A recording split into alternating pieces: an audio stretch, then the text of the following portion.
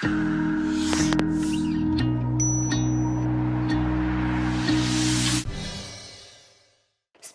by Tata 707 mini truck.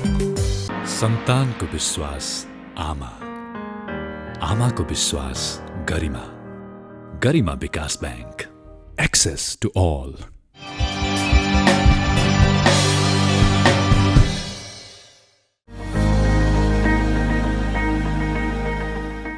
दर्शकवृन्द नमस्कार। युद्ध corona विरुद्धको यो विशेष श्रृङ्खलामा हार्दिक स्वागत गर्छु। दर्शकवृन्द लकडाउन पछि उब्जिएका विविध सवालमा हामी छलफल गर्दै आइरहेका छौँ यो विशेष श्रृङ्खला मार्फत, र आज हामी एउटा महत्त्वपूर्ण विषय उठाउने प्रयास गर्दैछौँ। दर्शकवृन्द यो विशेष गरी सुदूरपश्चिममा बममैया रोग भनेर निकै चर्चामा रहेको थियो उति बेला, र जति बेला यो एचआइभी हो र यस बारे यो किन हुन्छ, कसरी हुन्छ र यसप्रति कसरी हामी सचेत हुन सक्छौँ भन्ने खालका मेसेज सरकार, विभिन्न दात्री निकाय, सङ्घ संस्थाहरूको प्रयत्नबाट यो बृहत्तर रूपमा गइसकेपछि, केही रूपमा यो सूचना प्राप्त गरिसकेपछि यसको सङ्क्रमणको दरमा केही सुधार देखिएको छ।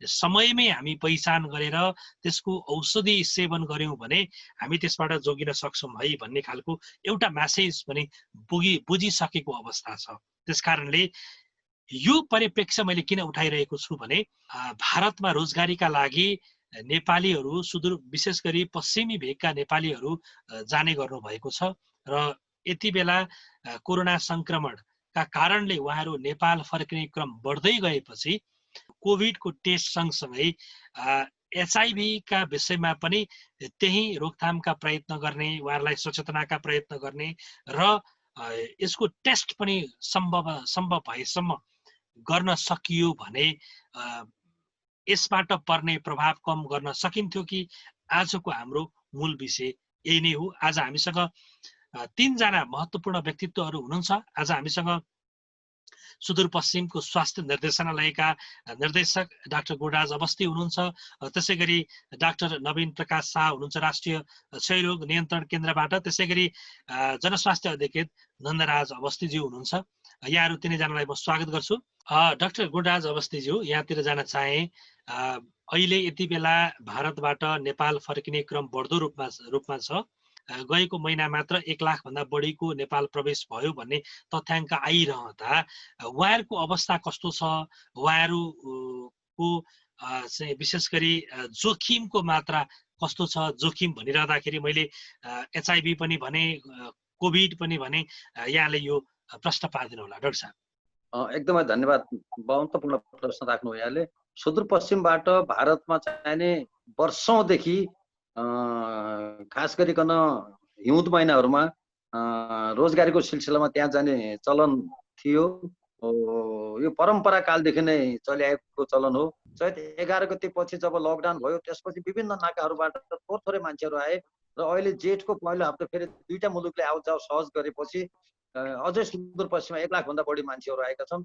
संक्रमित ठाउँबाट आएका छन् मान्छेहरू, उहाँहरूमा अवश्य पनि संक्रमण दर बढी छ। अहिले जति जाँच हुँदैछ त्यसले पनि यो पुष्टि गरेको छ।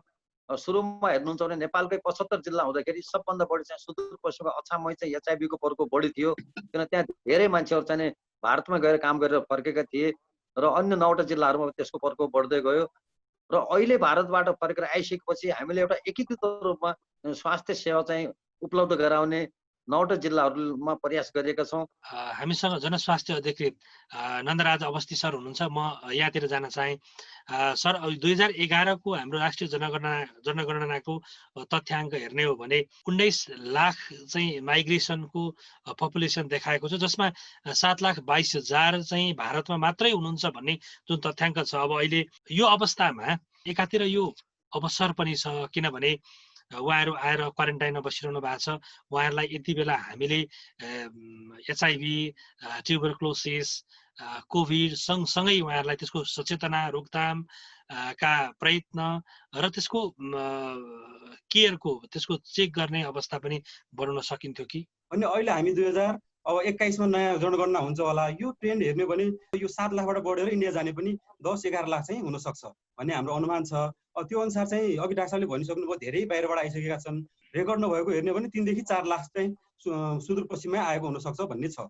र हाम्रो यो एचआईभी को कुरा गर्ने भने, एचआईभी कार्यक्रमको कुरा गर्ने भने, एचआईभी कार्यक्रममा यो चाहिँ टार्गेटेड इन्टरभेन्सन भनिन्छ। कुनै लक्षित समूहमा चाहिँ कार्यक्रम गरिन्छ, जस्तो जुन रिस्क ग्रुप हुन्छ, जस्तो माइग्रेन्ट्स भयो, बाहिर जाने यो कामदारको कुराहरू भयो, त्यस्तै पिडब्ल्युआइडी पिपुल हु इन्जेक्ट ड्रग्स होइन, ड्रग युजरमा, अनि त्यस्तै फिमेल सेक्स वर्करमा, त्यसरी हामीले चाहिँ विभिन्न ग्रुपमा काम गर्छौँ भने हाम्रो विगत लामो समयदेखि यो माइग्रेन्ट्समा पनि काम गरेको छ है, नेपाल सरकारले पनि गरेको छ, अनि ग्लोबल फन्डको सहयोगमा सेभ द चिल्ड्रेनले पनि गरेको छ।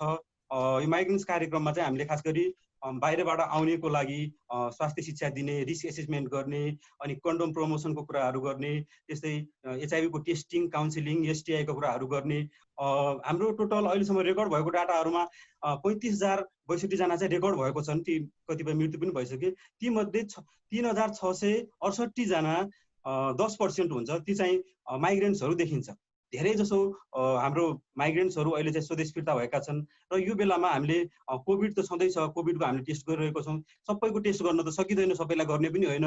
तीमध्ये चाहिँ हाई रिस्क ग्रुपलाई हामीले काउन्सिलिङ गरेर रिस्क बिहेभियर छ भने त्यहाँ चाहिँ हामीले यो बेलामा टेस्ट गर्न सक्यौँ। क्वारेन्टाइन अथवा क्वारेन्टाइनबाट घर गइसकेपछि पनि, जस्तो कोभिड जस्तो त होइन, यो 14 दिनभित्रै देखिन्छ भन्ने छैन।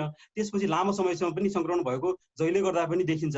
यो कार्यक्रमलाई इन्टिग्रेट गरेर गर्ने हो भने हामीले टाइममै, समयमै एचआईभी सङ्क्रमित पत्ता लगाएर उहाँहरूलाई ट्रिटमेन्टमा ल्याउन सक्छौँ। तपाईँले भनिरहँदाखेरि हामीले टेस्ट गर्ने अनि पहिचान गर्ने, उहाँहरूलाई सचेतना जगाउने यो एउटा अवसर पनि रहेछ होइन। हामीसँग रिसोर्सहरू छन्, एनजिओ थुप्रै छन्, आइएनजिओहरूले ग्लोबल फन्डले यसमा सहयोग गरेको छ। र अहिले खास गरी ग्लोबल फन्डकै 10 वटा जिल्लामा यो कार्यक्रम राखिएको पनि छ। र यो कार्यक्रम लकडाउनले गर्दा केही रोकिएको छ, र यो बेलामा चाहिँ इन्टिग्रेट गर्ने हो भने हामीले टेस्ट गरेर एचआईभी भएका पत्ता लगाउनु पनि सक्छौँ। र एचआईभीबाट हामीले जुन ट्रान्समिसन हुने, अरूमा ट्रान्समिसन हुने सम्भावना छ, त्यसलाई चाहिँ कम गर्न सक्छौँ। हुन्छ, म डाक्टर नवीन प्रकाश शाहज्यूतर्फ जान चाहेँ। तपाईँहरूले अहिलेको सिचुएसन के देख्नु भएको छ? हाम्रो नेपालमा के छ भने, हाम्रो डाटाले के देखाउँछ भने 50% जुन पपुलेसन छ, Nepalese population are infected with the tuberculosis, जसको ट्युबरक्लोसिसको इन्फेक्सन छ तर रोग चाहिँ छैन। तर डिजिज देखिने चाहिँ कति बेला हुन्छ?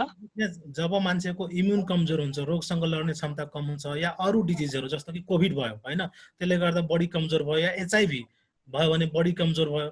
अब अहिले जुन माइग्रेसनहरू भइरहेछन्, 10 दिन 12 दिनसम्म भोकै पनि मान्छेले हिँडेको छ, राम्रो खाना खाएको छैन, त्यो बेलामा मालन्युट्रिसनले गर्दाखेरि, न्युट्रिसन राम्रो भएन, हाइजिन राम्रो भएन भने यो चाहिँ फेरि हुने जुन एक्टिभ डिजिज छ, इन्फेक्सनबाट एक्टिभ टिबी डिजिज हुने चान्स एकदमै बढी हुन्छ तिनीहरूमा। क्षयरोगको बारेमा होस्, एचआईभी एड्सको बारेमा होस्, अन्य पोषणको बारेमा होस्, त्यहाँ गर्भवती महिलाहरू छन्, स्वास्थ्यले जे जति दिनुपर्ने त्यो हाम्रो गाउँतमा भएका स्वास्थ्य कर्मीहरूले क्वारेन्टाइनमा बसेकाहरूलाई चाहिँ थुप्रै किसिमका स्वास्थ्य शिक्षाहरू दिएका छन्। र अब किटहरू उपलब्ध हुन सकिएको भए चाहिएको जति, र सेभ द चिल्ड्रनको धनगढीमा रहेको युनिटसित हामीले कुरा गरेका थियौँ। एकचोटि क्वारेन्टाइनमै गएर पनि हामी जाँच गर्ने व्यवस्था गरौँ भनेर त्यसको बारेमा हाम्रो छलफल पनि भइरहेको छ। किन त्यहाँ धेरै मान्छे हुन्छन्, धेरै ठाउँबाट आएका हुन्छन्, स्वास्थ्य शिक्षा पनि दिन सकिन्छ। र जाँच गरेर चाहिँ उहाँहरूलाई कोही पोजिटिभ भेटियो भने छिटै नै स्वास्थ्यको छाताभित्र ल्याएर उपचार गराउनु पनि सकिन्छ। त्यो हामी सोचेका छौँ, त्यसमा हाम्रो छलफल भइरहेको छ। र बस्ने उपाय हामीले अपनाउनु पर्छ। चाहे जति निःशुल्क रूपमा लोग्ने मान्छेले प्रयोग गर्ने कन्डोम लानुहोस् भनेको छ, सबै जाँचहरू निःशुल्क छ, काउन्सिलिङ निःशुल्क छ।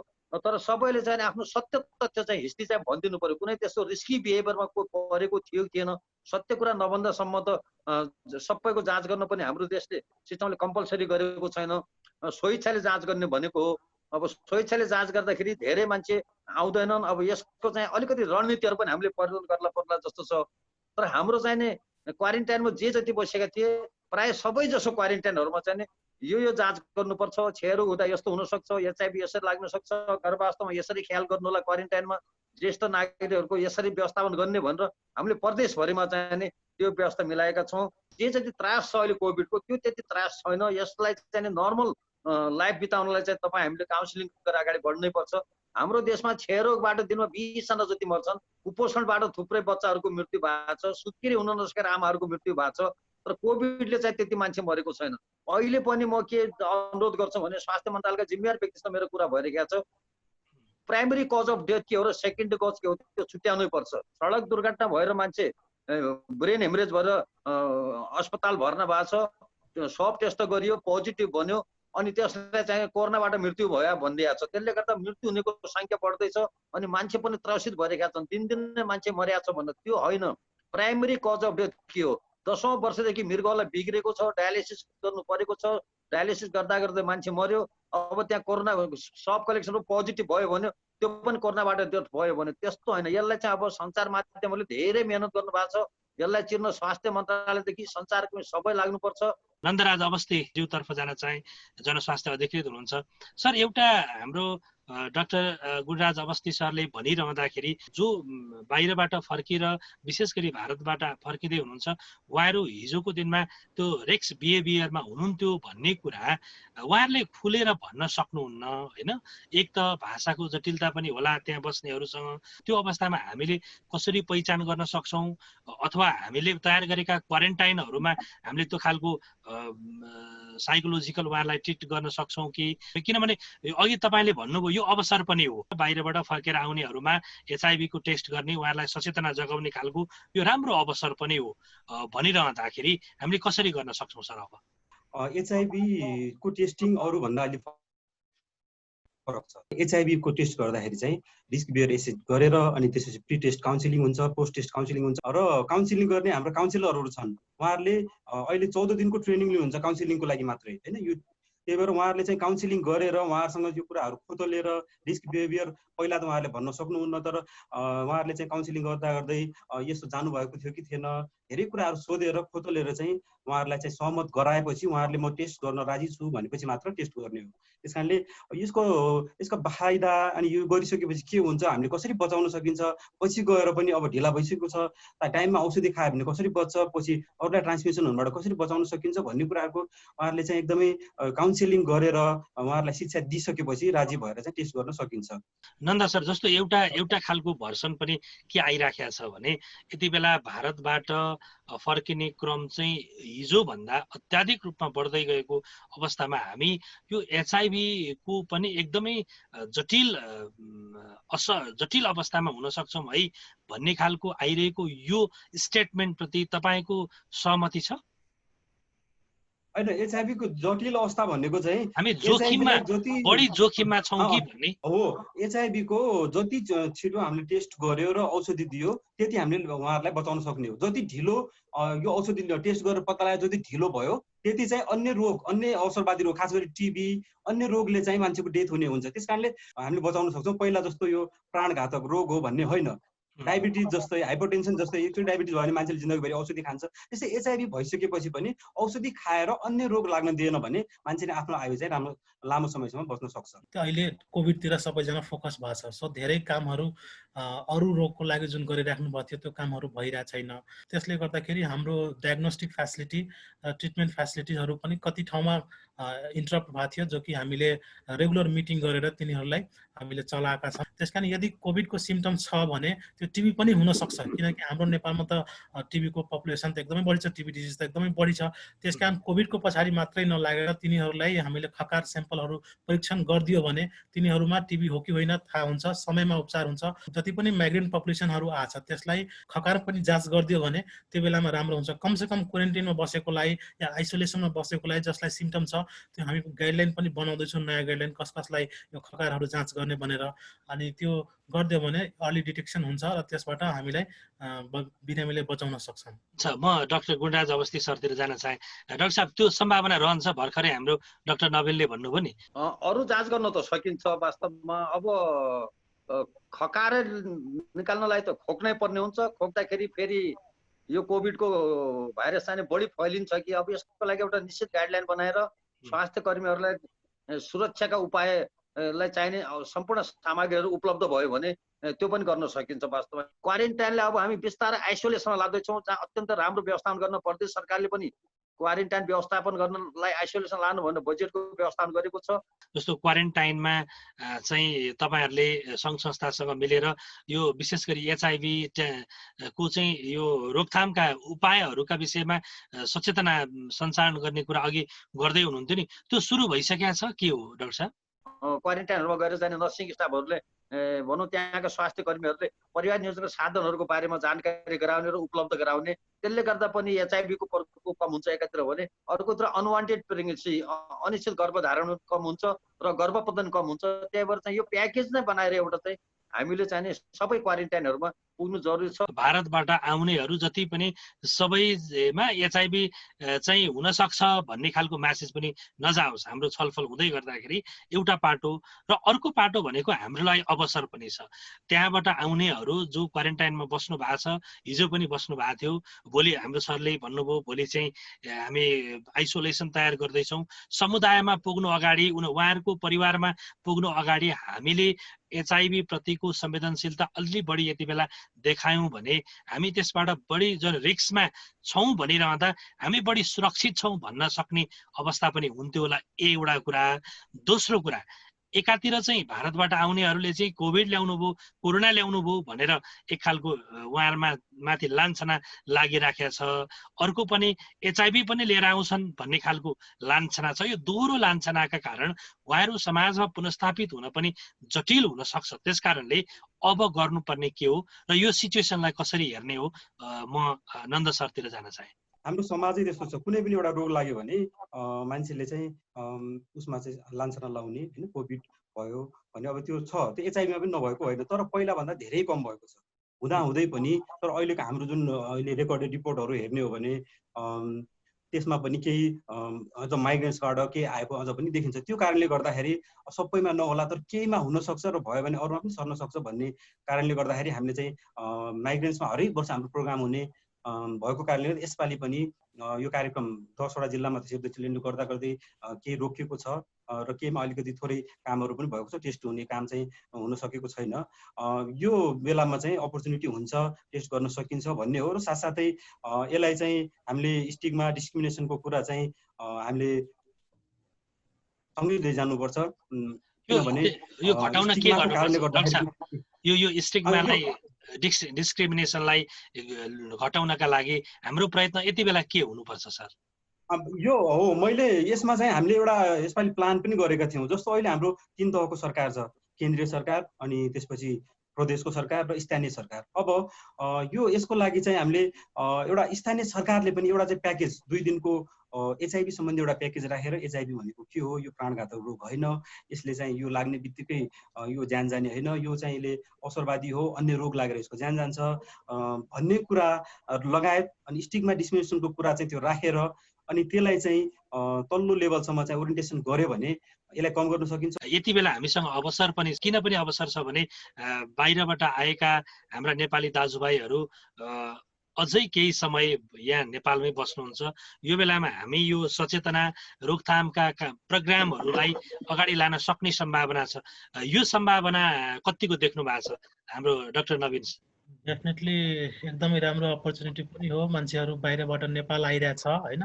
माइग्रेन्टैको लागि अहिले नै हामीसँग कुनै त्यस्तो छैन, प्लान छैन। तर जसलाई सिम्पटम आउँछ, जो क्वारेन्टाइनमा बसिरहेछ, जो आइसोलेसनमा छ, जसलाई सिम्पटम आउँछ तिनीहरूलाई खकार जाँच्नुपर्छ भनेर हामीले एउटा प्लान गरिरहेछौँ होइन। अब सबैलाई गर्न गाह्रो छ। फेरि तपाईले अघि भन्दै हुनुहुन्थ्यो एउटा नयाँ के कार्यविधि बन्दैछ, त्यसमा यो कुरा पनि इन्क्लुड हुन्छ?